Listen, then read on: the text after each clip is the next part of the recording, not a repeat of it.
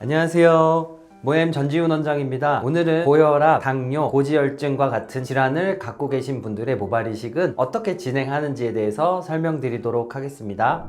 이 고혈압과 당뇨, 고지혈증 이 세 가지는 각각이 굉장히 흔한 질환입니다. 이 세 개 중에 하나라도 갖고 계신 분들은 성인 절반 이상일 것이라고 생각이 되는데요. 각각의 질환을 갖고 계신 경우에 모발 이식은 어떻게 진행되는지 설명드리겠습니다. 어렵지는 않습니다. 각 질환을 간단하게만 설명드리겠습니다. 고혈압, 그야말로 혈압이 올라가서 피가 흐르는 그 혈관이 굉장히 압력을 계속 받고 있는 상황이어서 혈관이 손상되게 되고, 혈관이 손상되면 우리 몸에서 가장 중요한 혈관이 뭡니까? 머리에 흐르는 뇌혈관, 그리고 심장에 흐르는 관상, 동맥, 이런 혈관들이 손상을 입게 되고 터질 수도 있고 막힐 수도 있습니다. 터지면 출혈이고 막히면 경색이라고 이야기하죠. 그래서 이 고혈압으로 이런 질환들이 생길 수 있어서 철저한 관리가 필요하고요. 당뇨 같은 경우는 그야말로 우리 몸속의 혈액에 당 수치가 올라가는 겁니다. 혈당이 상승되게 되면 혈관 내벽도 손상되고 염증도 전신적으로 증가하게 됩니다. 그래서 혈관을 망가뜨리는데 당뇨의 특징은요, 아주 미세한 모세 혈관들부터 망가뜨리기 시작합니다. 그래서 우리 몸 안에 있는 미세한 혈관들은요, 눈에 있는 망막에 있는 혈관들이 망가지게 되고요, 그리고 우리 몸의 정수기 역할을 하는 신장 혈관이 망가지면서 기능이 저하될 수 있고요, 그리고 손발에 있는 말초신경이 손상돼서 감각이 저하될 수 있습니다. 그래서 당뇨발이라는 이야기 들어보셨죠? 감각이 저하되기 때문에 잘 다칩니다. 그리고 이 당뇨가 있으면 상처 회복이 더뎌질 수 있기 때문에 당뇨발 같은 경우는 다치고 나서 잘 회복이 안 돼서 아주 심한 경우에는 일부를 잘라내야 되는 경우도 있기 때문에 당뇨가 있으신 경우에는 철저하게 혈당 관리를 잘 해주셔야 합니다. 그리고 고지혈증 같은 경우에는 동맥 경화가 잘 생기고 혈관이 좁아지고 혈관벽이 두꺼워집니다. 그래서 역시 관상동맥이라든지 뇌혈관에 큰 문제를 일으킬 수 있는 질병입니다. 저도 고지혈증으로 약을 몇 년째 먹고 있는데 처음 진단받을 때 목 쪽에 있는 경동맥을 초음파로 봐서 혈관 두께를 봤거든요. 약간 평균적인 사람들보다 혈관벽이 조금 두꺼워져 있다고 하더라고요. 그런데 약을 잘 먹고 체중 조절하고 했더니 두꺼워져 있던 혈관벽이 조금 얇아져서 혈관이 좀 깨끗해졌다고 이렇게 진단받은 적도 있습니다. 근데 너무 오래 질환을 방치했을 때는 다시 되돌아오긴 어렵고, 처음 진단받았을 때 체중 관리 그리고 약물 복용으로 건강 관리를 잘 해주시면 약간 두꺼워져 있던 혈관벽 정도는 다시 원상복구할 수 있다, 이 점까지도 말씀드립니다. 그래서 이 고혈압, 당뇨, 고지혈증을 갖고 계신 분들은 어떤 약이든지 먹고 계실 확률이 높은데, 수술할 때 고려할 사항 드디어 중요한 부분 설명드리겠습니다. 고혈압 약은요, 계속 복용해 주셔야 됩니다. 왜냐면 나 수술하니까 약 안 먹어야지 해가지고 병원을 오면은 고혈압이 없는 분들도 약간 혈압이 올라가는 경우들이 있습니다. 조금 긴장하다 보니까요. 근데 고혈압 약을 안 드시고 오시면 혈압이 높은 상태로 병원에 내원하시기 때문에, 그래서 그런 경우에는 병원에서 구비하고 있는 혈압약을 드리기도 하지만 평소에 드시던 고혈압 약을 드시고 오시면 조금 더 혈압이 잘 조절되겠죠. 혈압이 높은 상태에서 수술을 하게 되면 출혈량이 평균적인 양보다 조금 더 많이 날 수 있기 때문에 어지러움증이라든지 이런 증상을 조금 더 많이 호소하실 수가 있기 때문에 혈압을 적정 높이 정도로 만들어 놓고 수술해야 됩니다. 그래서 꼭 평소에 드시던 고혈압 약은 수술하는 당일에도 물과 함께 복용하고, 그리고 방문해서 수술 받으시길 바랍니다. 그리고 당뇨약 같은 경우는 일정하게 하루 종일에 혈당을 조절할 수 있게 내과 선생님들께서 잘 맞춰 주셨을 거기 때문에요, 평소처럼 식사를 하고 역시 당뇨약도 평소처럼 드시고 오시는 게 좋습니다. 수면 마취하는 경우에는 금식하고 오라고 해서 당뇨 환자분들이 개인 병원에서 수술할 때 당혹스러우실 수 있는데요, 저희 병원에서는 수면 마취를 전면 하지 않고 있기 때문에 아침에 당뇨약 드시는 분들 또는 인슐린 만드시는 분들 평소처럼 똑같이 식사하시고 당뇨약도 똑같이 사용하시고, 그리고 수술하시면은 일정하게 혈당이 평소처럼 유지된 상태로 수술 받으실 수 있습니다. 당뇨약 안 드시고 오시면 수술한 부위의 상처 부분이 회복이 더뎌질 수 있기 때문에 꼭 당뇨약도 드시고 수술 받으시기 바랍니다. 고지혈증 약 같은 경우도 역시 수술할 때 특별히 끊어야 되는 약은 없습니다. 그래서 역시 수술 당일에 고지혈증 약 대부분은 복용하고 오셔도 됩니다. 이렇게 고혈압, 당뇨, 고지혈증 약을 하나 또는 세 가지 다 모두 드실 수 있는데, 제가 말씀드렸다고 해서 그냥 다 먹으면 되는구나 라고 생각하시기 전에 상담실장님이랑 대화하는 시간이 있거든요. 그때 본인이 드시고 계시는 모든 약 이름을 실장님 통해서 전달해 주시면 제가 그 약 이름들을 확인하고 어떤 약은 빼야 되고 어떤 약은 드셔도 됩니다를 판단해 한해서 다시 회신을 드리게 됩니다. 그래서 병원 오시기 전에 본인이 드시고 계신 약을 모두 다 확인해서 저한테 알려주시면 그 자리에서 바로 확인도 해드릴 수 있지만, 만약에 지금 정확히 이름은 모릅니다 하신다면은 귀가하셔서라도 약 이름을 실장님 통해서 알려주시면 좋겠습니다. 그리고 이 빨간색으로 오메가3는 중단하시라고 제가 강조를 해놨는데요. 오메가3는 고지혈증, 특히 중성지방을 낮추는 치료 목적으로 사용하는 약이기도 하지만 일반적인 영양제로 혈관 건강을 위해서 특별히 대사질환이 없다 하더라도 드시는 분들이 많이 계시거든요. 오메가3도 영양제 또는 약이다 하더라도 수술하시기 전에는 중단해 주시는 게 좋습니다. 이렇게 비슷한 역할을 하는 약으로 아스피린, 고혈압이나 당뇨 있을 때 아스피린 드시는 분들 꽤 많이 있거든요. 특별히 심장 질환이 있어서가 아니라 이런 대사 질환들로 인한 혈관의 문제를 예방하기 위해서 아스피린 드시는 분들 계십니다. 그래서 실제로 어떤 사례들이 있냐면, 고혈압 당뇨 약 드세요? 네, 먹습니다. 피 묽게 하는 약은 안 드시죠? 그랬더니 네, 안 먹습니다. 그런데 아스피린은 먹어요. 이렇게 말씀하시는 분들이 계세요. 그래서 제가 드시고 계신 모든 약의 이름을 꼭 저에게 또는 실장님에게 알려달라고 말씀드리는 겁니다. 그리고 진코로 이름이 시작하는 여러 영양제 또는 약들이 있는데 은행잎 성분으로 만든 약들입니다. 이 약들 역시 피를 묽게 하는 성분이 있을 수 있기 때문에 역시 저희에게 알려주셔야 됩니다. 그런데 여기서 조금 더 한번 들어가 보면은 심장 스텐트 시술하신 분들이 생각보다 굉장히 많습니다. 그런 경우에는 아스피린 또는 플라빅스 또는 이것 외에 다른 피를 묽게 하는 약물을 드시고 계실 확률이 굉장히 높습니다. 이거는 항응고제 여러 약물들의 종류와 이름들인데 5에서 7일 정도는 중단하고 수술해 주시는 게 좋습니다. 왜냐면 항응고제이기 때문에 수술하는 중에 피가 잘 멈추지 않은 경우가 있어서 굉장히 고생하실 수가 있습니다. 그런데 이것은 자의 중단을 해주셔서는 안 되는 약이고, 일주일 정도는 끊어도 문제가 없는 분들이 있는가 하면은 절대 끊으면 안 되는 기간에 속한다 또는 절대 끊어서는 안 되는 분이다, 이렇게 두 가지 중에 하나가 속해 있는 경우들이 있기 때문에 본인이 약을 받고 있는 주치 선생님께 약을 수술하기 5일에서 7일 정도 전에 끊어도 되는지는 꼭 한번 회신을 받고 그런 다음에 저희 병원에 알려주셨으면 좋겠습니다. 이 과정도 병원 내원해 주시면 과정들을 한번 안내 드리기 때문에요. 일단은 약 이름만 다 확인해 주시고 병원 와주시면 앞으로 어떻게 해야 되는지 안내 드리도록 하겠습니다. 그래서 상담 오시기 전에, 물론 오시고 나서 말씀해 주셔도 됩니다. 그 이후에 알려주셔도 되는데 되도록 본인이 복용하고 있는 모든 약의 이름을 파악해 주시는 것이 좋고요. 아까 강조드렸지만 항응고제, 즉 피를 묽게 하는 약 여부는 본인이 보통 알고 계시거든요. 복용 여부를 꼭 파악하고 와주세요. 그 종류는 다시 한번 말씀드리면 오메가3, 꼭 약이 아니라 영양제 성분에 있는 경우 굉장히 많습니다. 그것도 꼭 파악해 주셔야 되고, 그 외에 종합 비타민제 이런 것도 제가 다 끊으라 그래요. 왜냐면 비타민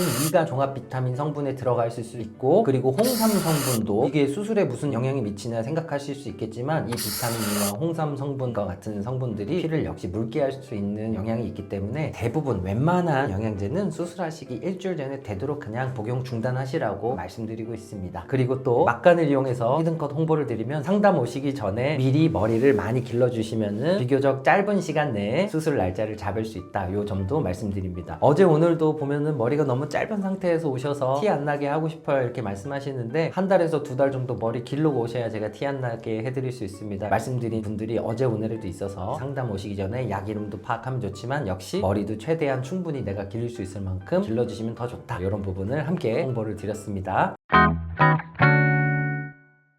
오늘은 수술하시기 전에 고혈압, 당뇨, 고지혈증을 가지고 계시고 약을 드시고 계신 분들의 수술 전 준비 사항에 대해서 설명드렸습니다. 앞으로도 우리가 흔하게 가지고 있는 여러 질환들의 경우에 대해서 수술하기 전에 그리고 수술하고 난 후에 주의 사항에 대해서 시리즈로 계속 여러분들께 말씀드리도록 하겠습니다. 앞으로도 좋은 영상으로 찾아뵙겠습니다. 감사합니다.